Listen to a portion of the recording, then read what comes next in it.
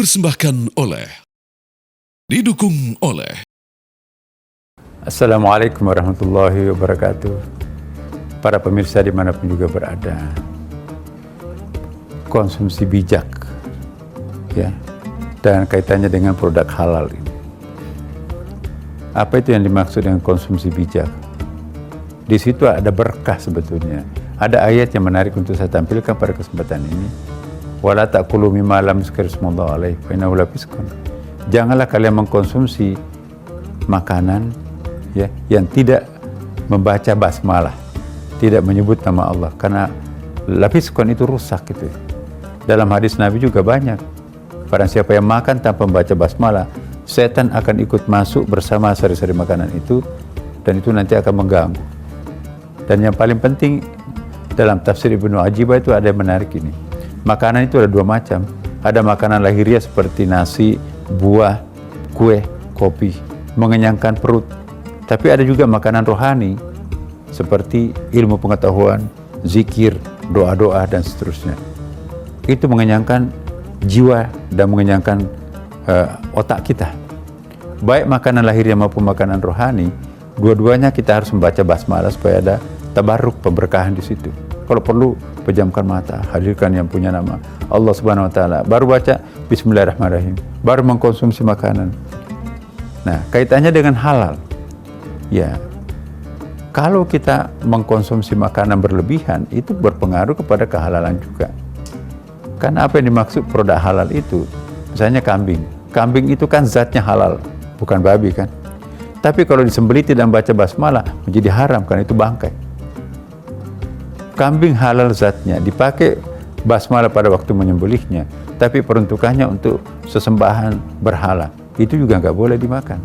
Peruntukannya itu, apa cara menyembelihnya itu tusuk, tembak, itu nggak bisa. Ada syaratnya untuk penyembelihan itu, dipotong dua jalur darahnya di leher itu. Maka itu ada doanya kan, kalau kita mau menyembelih kambing atau sapi, itu ada doanya tuh. Kita nawaitu an asbaha min wajhadin. Jadi saya berniat untuk menyembelih dua urat lehernya. Ya, jadi dua-duanya dengan pisau tajam, jangan dengan pisau tumpul. Dan masih ada satu lagi, jangan makan dengan berlebihan. Ya. Wala tusrifu. Wah, sampai barusan ketemu sate dihantam terus itu sampai berlebihan. Itu israf namanya. Jadi ada etikanya kalau kita mau mengkonsumsi sesuatu terkait dengan halal. Nah, seorang muslim itu harus memperhitungkan, jangan sampai nanti kita tidak memperhitungkan aspek kesehatan. Ya, mumpun dapat di rumah nggak ada. Padahal itu adalah mungkin pantangan, ada larangan dokter untuk mengkonsumsi berlebihan dengan makanan tertentu. Itu juga harus diindahkan. Jadi tidak hanya terkait dengan halal, semuanya halal yang dimakan itu, tapi kalau dikonsumsi melampaui batasnya, itu juga menjadi tidak etis. Nah, sebagai seorang muslim, ini juga harus menjadi perhatian. Jangan sampai nanti kita melakukan sesuatu secara etika kehalalannya oke, tetapi ada kaidah-kaidah lain yang kita langgar, melampaui batas, atau mendemonstrasikan makan tetapi tidak diberikan kepada orang lain. Makruh sebuah makanan kalau tercium tetangga tapi kita tidak seberangkan ke tetangga. Makan durian tapi nggak diseberangkan ke tetangga. Kalau ada kelebihan, Pak, ini ada satu biji, itu baru disebut dengan tetangga yang baik. Sengaja mendemonstrasikan baunya dikirim ke tetangga tapi tidak diseberangkan, ya hanya ke bagian baunya tapi tidak ke bagian zatnya. Nah, itu kurang etis di dalam agama Islam. Bayangkan kalau etika seperti ini pun diindahkan, bukan main. Sedikit artinya buat kita kalau kita berbagi terhadap mereka, dirasakan sangat besar manfaatnya buat mereka.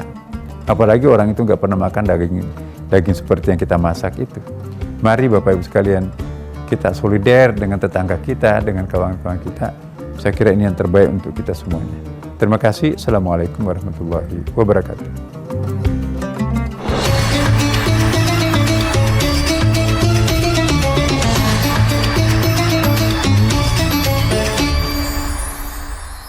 Dipersembahkan oleh, didukung oleh